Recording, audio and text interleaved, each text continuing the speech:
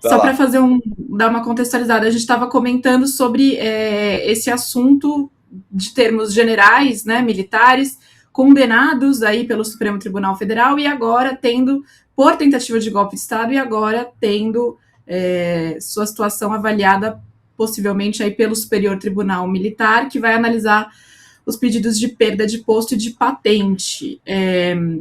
Queria te ouvir um pouco com relação a isso, assim, porque a gente já falava, é algo inédito tê-los condenados pelo STF, um ex-presidente condenado pelo STF, generais, por tentativa de golpe de Estado, e agora a gente tem esse debate sendo levado para a justiça militar também. O que a gente pode esperar, Rafael?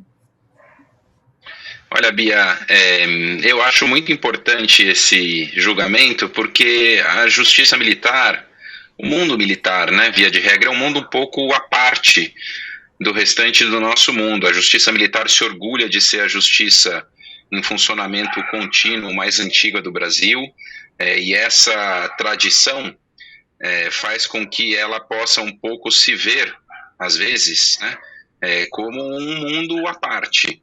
E eu acho que esse julgamento é muito importante para deixar muito claro que o universo militar e o universo da justiça militar não é um mundo à parte da Constituição.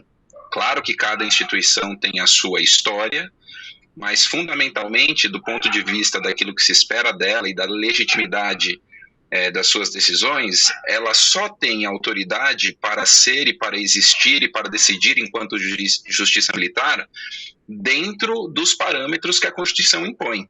E esses parâmetros, evidentemente, são incompatíveis com qualquer pessoa entender que preserva a honrabilidade militar, a boa conduta militar, alguém, não importa se um capitão ou um general, que se envolveu numa tentativa frustrada de golpe de Estado.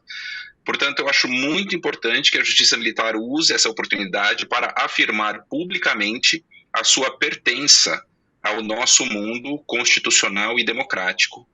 Isso seria uma mensagem muito positiva. Essa é a minha expectativa, a minha torcida, talvez.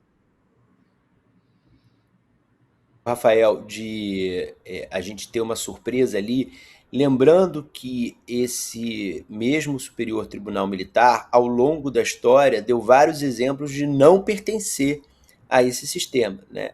Eu, outro dia, estava ouvindo a entrevista da Miriam Leitão e da Lília Moritz Schwartz aqui no nosso programa Notas de Rodapé para Raquel Coser, e a Miriam fala, a gravação do programa foi dias depois da Maria Elizabeth Rocha fazer na missa pelo aniversário de morte do Herzog, fazer aquele pedido de desculpas público. E a Miriam Leitão conta na entrevista que quando ela publicou como jornalista os arquivos de áudio que tinham sido descobertos pelo historiador Carlos Fico na UFRJ, das conversas do Superior Tribunal Militar, ela recebeu várias mensagens de ministros da corte e de pessoas ligadas aos ministros dizendo que dando parabéns a ela que ela tinha estragado a Páscoa deles e criticando ela por estar expondo documentos públicos, que são conversas públicas que os ministros do Superior Tribunal Militar tinham na ditadura. Mas veja bem, essa crítica feita por ministros do STM de agora, durante a democracia. Existe algum risco de esse STM de 2026 dar uma demonstração de que não está nessa quadra democrática? Olha, Guilherme, aqui eu vou confessar os limites do meu conhecimento. A Justiça Militar, como eu disse, é um mundo à parte. O STM é um tribunal que tem toda uma lógica própria. E eu não sou especialista em STM nem em Justiça Militar. Portanto, o que eu sei sobre o tribunal é aquilo que é divulgado, né, pelo próprio tribunal para vocês da imprensa. Eu reitero que eu tenho muita confiança no STM, principalmente a partir da presidência que hoje o STM tem. Sei que existe um debate maior sobre se vai se considerar, por exemplo, a perda de patente de alguém como o general Heleno, que é uma pessoa que tem um longo histórico militar, que é, né, visto nos meios militares como um histórico positivo, a despeito de tudo aquilo que existe no seu passado, né? Episódios envolvendo Silvio Frota, enfim, não é a primeira vez que o general Heleno se envolve em coisas impróprias, vamos dizer assim, né, do ponto de vista democrático, mas acho que a gente só pode torcer, como eu disse, para que o STM consiga enxergar a sua responsabilidade democrática nesse momento histórico. Agora, principalmente pelos relatos trazidos pela Miriam, que você lembrou aqui, evidentemente algum risco existe, né, algum subterfúgio para tentar fazer com que alguns dos réus escapem, mas, de novo, eu insisto, eu não vejo como seja possível, dentro dos parâmetros da Constituição de 88, alguém considerar que preserva a honrabilidade militar um militar que atentou contra a democracia. Não consigo imaginar nada mais grave que um militar possa fazer dentro de um Estado democrático no qual se insere o Exército, né, e as Forças Armadas como um todo. Seria escandaloso, Rafael, né? Só uma última seria. pergunta, Bia, para eles, uma dúvida mesmo técnica.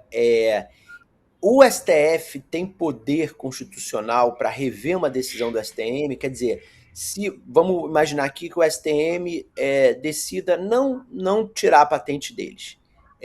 O STF pode julgar isso e passar por cima de uma decisão do STM? Olha, a via de regra, a competência é da Justiça Militar, mas qualquer decisão, mesmo de um tribunal superior, que seja visto como violador da Constituição, se submete à revisão do Supremo, porque o Supremo dá a última palavra em todos os assuntos constitucionais. Portanto, se uma eventual decisão favorável aos réus for